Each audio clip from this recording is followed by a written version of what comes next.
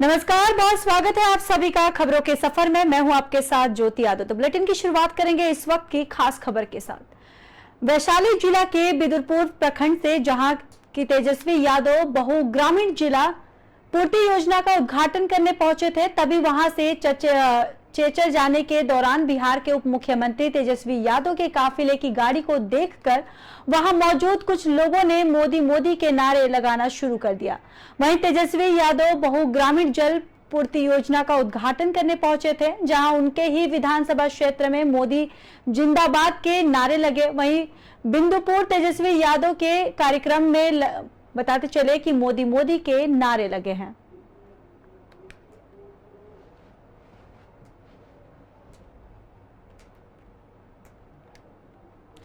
मुजफ्फरपुर बिहार के उद्योग विभाग के मुख्य सचिव आमिर सुबहानी की अध्यक्षता में बेला इंडस्ट्रियल एरिया मुजफ्फरपुर में उत्तर बिहार के जिला पदाधिकारियों की बैठक आयोजित की गई, जिसमें राज्य के औद्योगिक विकास में जिला पदाधिकारियों की महती भूमिका प्रकाश डालते हुए आमिर सुबहानी ने कहा कि सभी जिलाधिकारी अपने अपने जिलों में नवाचार और स्टार्टअप को बढ़ावा दे, नई आइडिया पर काम करते हुए बड़े उद्योग के साथ साथ मध्यम स्तर के और लघु उद्योग की स्थापना पर भी बल दे। वहीं चनपटिया मॉडल को उदाहरण के रूप में प्रस्तुत करते हुए उन्होंने कहा कि अभिनव पहल करके आपदा को अवसर में बदला जा सकता है। चनपटिया औद्योगिक नव प्रवर्तन जोन में वैसे नए उद्यमियों को मौका दिया गया है जो कोविड में दूसरे राज्यों से बिहार आए हुए थे। चनपटिया का प्रयोग सफल रहा और उसकी सराहना राष्ट्रीय स्तर पर हुई है। वहीं चनपटिया औद्योगिक नवप्रवर्तन के लिए पश्चिम चंपारण के जिलाधिकारी को राष्ट्रीय स्तर का पुरस्कार भी मिला है। आमिर सुबहानी ने कहा कि बहुत सारे उद्यमी और मजदूर कोविड-19 के समाप्ति के बाद भी दूसरे शहरों में वापस नहीं गए हैं, बल्कि अपने ही गांव और शहर में रहकर छोटा बड़ा रोजगार कर रहे हैं और ऐसे उद्यमियों की पहचान कर उनके लिए विशेष प्रयास किए जाने की आवश्यकता है। उन्होंने कहा कि उद्योग विभाग द्वारा बहुत ही बेहतरीन काम किया जा रहा है और सभी जिलाधिकारी उद्योग विभाग योजना के मुताबिक उद्यमियों को उद्योग स्थापित करने में मदद करे। उद्योग विभाग अपर मुख्य सचिव संदीप पॉड्रिक ने भी कहा है कि औद्योगिक विकास और नए उद्योगों की स्थापना के लिए भूमि की उपलब्धता अवश्य करे और साथ ही RSCS इंटरनेशनल का निरीक्षण करते हुए काफी सराहना किया और बताया कि RSCS इंटरनेशनल जैसी कंपनी बिहार में खुलना अति आवश्यक है। वहीं बिहार के इंडस्ट्रियल एरिया में 300 एकड़ भूमि लैंड मौके पर मौजूद, इसके अलावा 24,000 वर्ग फीट क्षेत्र में plug and play institute shed बनाया गया है।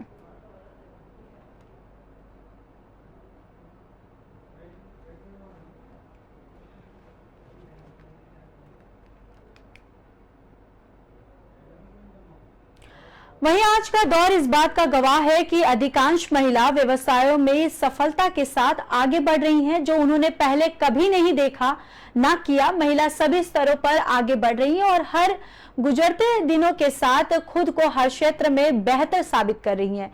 ऐसी ही एक महिला इरम फरीदी, जो आज किसी भी परिचय का मोहताज नहीं है। हाल ही में इरम फरीदी ने पुरस्कार जीता है। देश की राजधानी दिल्ली में आयोजित पुरस्कार समारोह में द ग्रेट खली से लेकर Gurmeet Choudhary, Debina Bonnerjee, the Kashmir Files fame actor Darshan Kumar जैसे प्रसिद्ध चेहरे मौजूद थे और इस आयोजन में इरम फरीदी जैसे चमत्कार सितारों की भी मौजूदगी थी और इस फरीदी को साल के सबसे अच्छे निर्माता के लिए टाइकून ग्लोबल और फिल्म जियाट पुरस्कार प्राप्त हुआ है। छोटे शहर कानपुर से निकलकर मुंबई में जाकर तमाम सफलता पाकर इराम फरीदी आज किसी परिचय का मोहताज नहीं है। उन्हें महान निर्माता और इरोस इंटरनेशनल के मालिक महोदय मिसेज कृषिका लुलाल के हाथों राष्ट्र के सबसे उम्मीदवार उत्पादन हाउस का खिताब मिला है।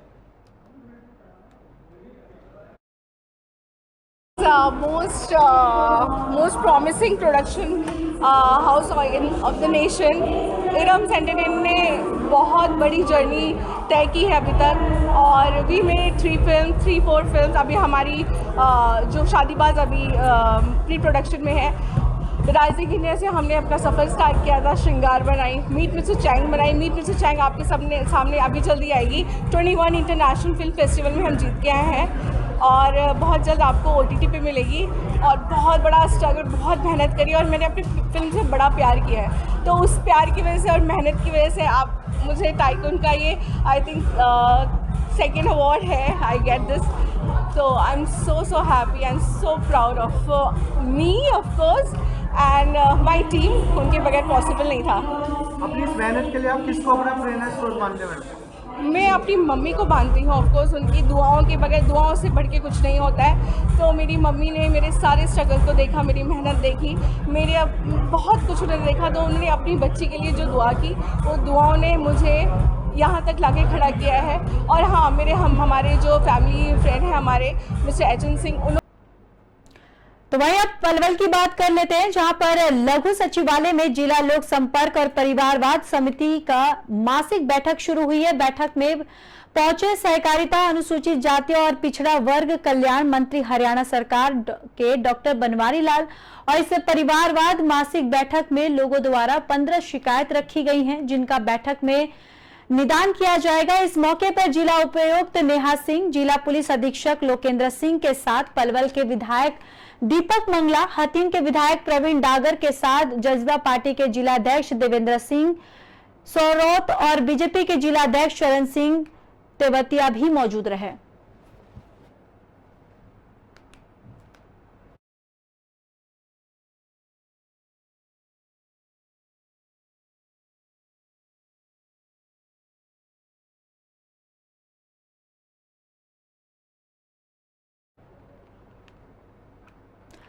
पलवल में मुख्यमंत्री उड़न दस्ता टीम ने पकड़ी 3 गाड़ियां, लगभग 60 लाख जीएसटी चोरी का यह खुलासा किया गया है। वहीं आपको बताते चले कि ट्रकों में भरे हुए थे गुटखा, पान मसाला। मौके पर आबकारी और काराधाम विभाग पलवल द्वारा लगभग 60 लाख रुपए का जुर्माना लगाया गया है, लेकिन ट्रक मालिक ट्रकों को लेने तक नहीं आए।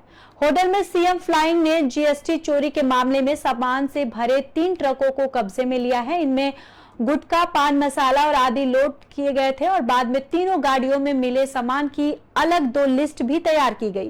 तीनों गाड़ियों में मिले सामान का आकलन करते हुए आबकारी और काराधाम विभाग पलवल द्वारा लगभग 60 लाख रुपए का जुर्माना लगाया गया। और CM flying DSP Rajesh Joshi ने बताया कि सूचना मिली थी कि बंद बॉडी ट्रक कंटेनर दिल्ली में मथुरा की तरफ हाईवे नंबर 19 पर बिना जीएसटी अदा किए गुटखा और पान मसाला आदि का सामान लेकर जा रहे थे। इस समय ये वाहन हाईवे पर मुंडकटी थाना से थोड़ा आगे चलकर पेट्रोल पंप के पास श्री सतनाम वाहेगुरु ढाबा पर खाना खाने के लिए रुके हुए थे। सूचना के आधार पर शिव कुमार एसआई द्वारा जगमोहन यादव ईटीओ के साथ मौके पर निरीक्षण करने हाईवे पर पहुंचे। वहीं पर सतनाम वाहेगुरु ढाबा की पार्किंग में बंद बॉडी के 3 ट्रक और कंटेनर खड़े हुए थे। तीनों गाड़ियों के ड्राइवर संयुक्त टीम को आते देख ढाबे से निकल गए और ईटीओ ने चालान करके तीनों वाहनों को पुलिस लाइन परिसर पलवल में खड़ा किया।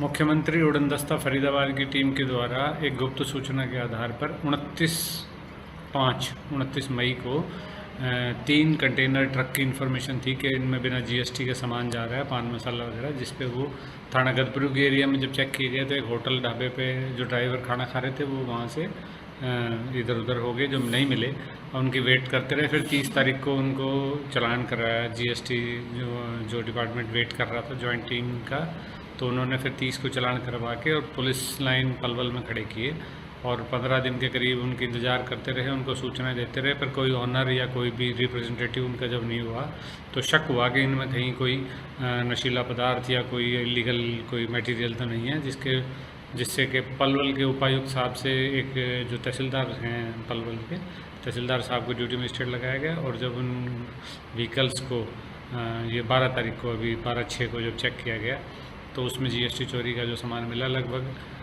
60 लाख से कम, यानी 59,50,000 कुछ रुपए उसमें जुर्माना बनता है उनका, जिसकी गाड़ी को क्लेम करने के लिए, उनको लेने के लिए अभी तक भी कोई आया नहीं है। तो वो प्रोसीजर जीएसटी डिपार्टमेंट के द्वारा नियमानुसार अभी जारी है। आगे जैसी कार्रवाई।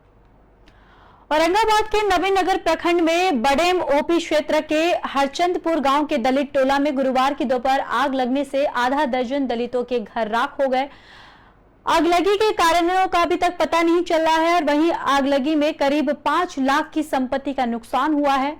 वहीं पीड़ितों में नंद किशोर पासवान, संजय पासवान, पति राज पासवान, टुनटुन पासवान, मंटू पासवान और पिंटू पासवान भी शामिल है। पीड़ितों ने बताया कि पहले एक घर में अचानक आग लगी, इसके बाद आग की लपटों ने एक एक कर घर के 6 घरों को अपने चपेट में ले लिया। वहीं आनंद फानन में ग्रामीणों ने अपने संसाधनों से आग पर काबू पाया। वहीं आगजनी में सभी 6 घरों का सारा सामान जलकर राख हो गया है।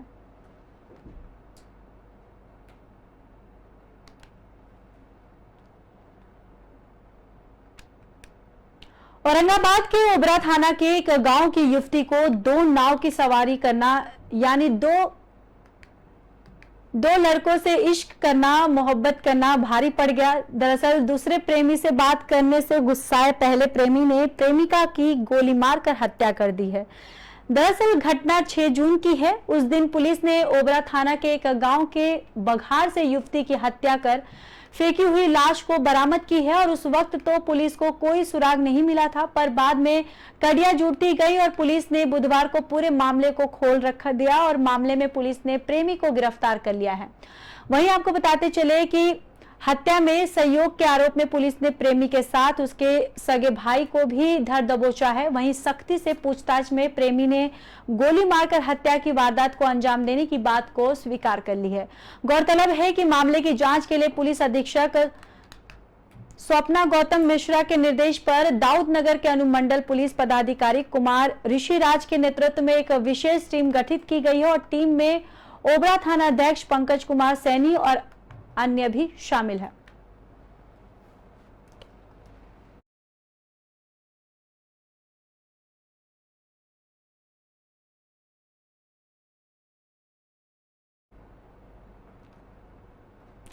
चलिए बात औरंगाबाद की कर लेते हैं, जहां पर दुर्घटना में राज्य स्तरीय महिला फुटबॉल खिलाड़ी और उसके सगे भाई की दर्दनाक मौत हो गई है। दरअसल मुआवजे की मांग को लेकर लोगों ने सड़क जाम कर दिया है। गौरतलब है कि आज औरंगाबाद में राज्य स्तरीय महिला फुटबॉल खिलाड़ी भाई बहन की सड़क हादसे में दर्दनाक मौत हो गई है और ये घटना बारूद जपला मुख्य पथ की है, जहां पर बताया जाता है कि आज शाम अज्ञात वाहन ने बाइक सवार भाई बहन को जोरदार टक्कर मार दी है, जिसमें दोनों की ही मौके पर मौत हो गई। वहीं मृतक की पहचान बारूद धमनी गोला निवासी सिमरन और अरमान के रूप में किया गया है। बताया जाता है कि भाई अरमान बहन की पेट में दर्द की शिकायत होने पर इलाज करने के लिए बारूद आया था। इसके बाद इलाज कराकर वो वापस घर लौट रहा था और इसी दौरान एनीकट बालूघाट के पास अज्ञात वाहन के चपेट में आ गए, जिसमें दोनों की ही मौत हो गई।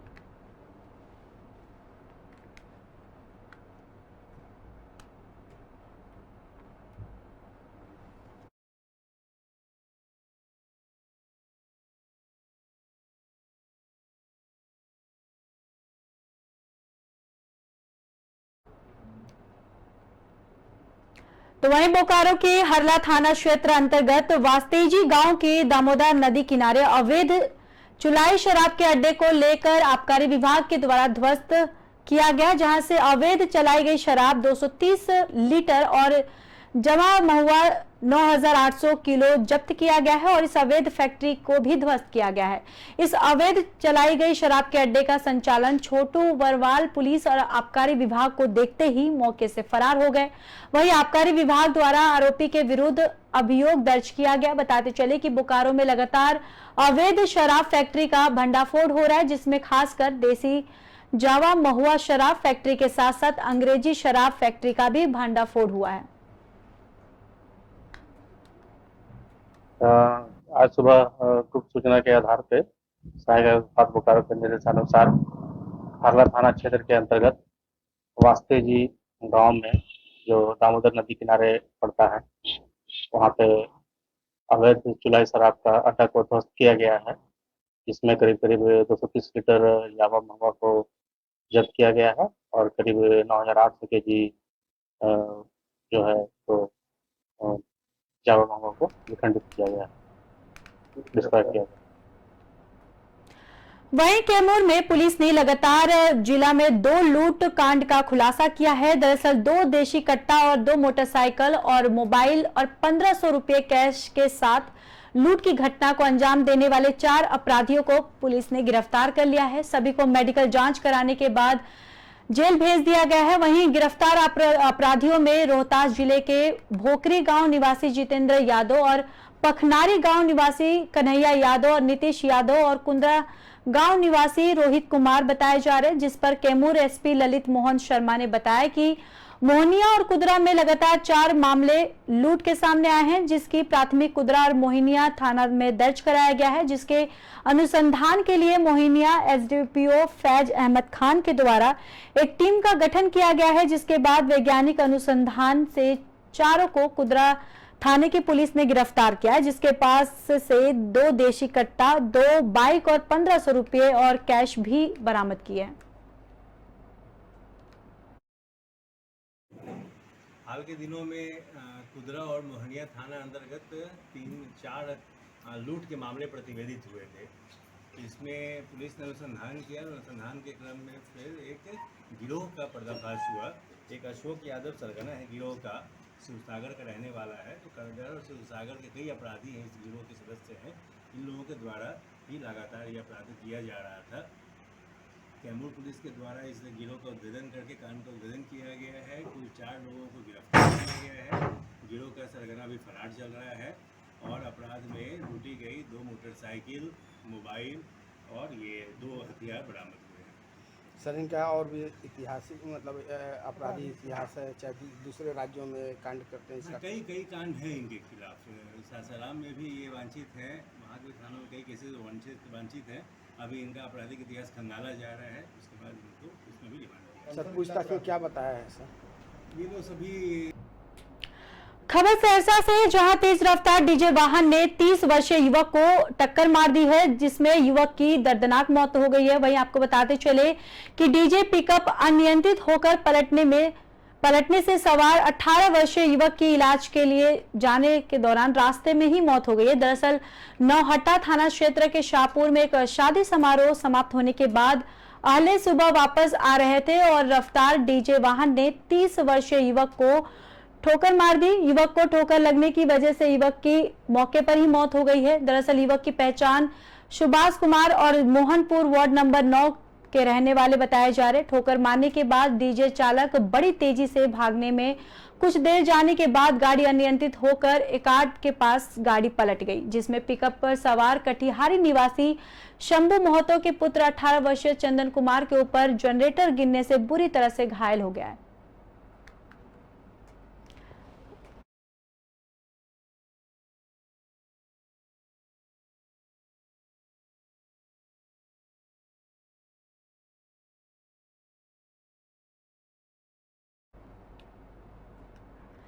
जनपद अमरोहा के डरवासी के मोहल्ला सैफियान ने 25 केवी का ट्रांसफार्मर पिछले 8 दिन से फूंक पड़ा है। दरअसल जिसको बदलने की लेकर मोहल्ले वासियों ने बिजली घर में पहुंचकर विरोध प्रदर्शन किया और फूके ट्रांसफार्मर को बदलने के लिए डरवासी विद्युत उप केंद्र पर तैनात अवर अभियंता को बार बार सूचना देने के बाद भी ट्रांसफार्मर नहीं बदलवाया गया, जिससे ग्रामीणों में काफी रोष है और भयंकर गर्मी में ग्रामीणों ने इकट्ठा होकर बिजली घर पहुंचकर विरोध प्रदर्शन किया और चेतावनी दी कि कल शाम जल्द से जल्द ट्रांसफार्मर नहीं बदल जाता तो किसी भी अनहोनी के जिम्मेदार बिजली पर घर पर तैनात अवर अभियंता और संबंधित अधिकारी होंगे।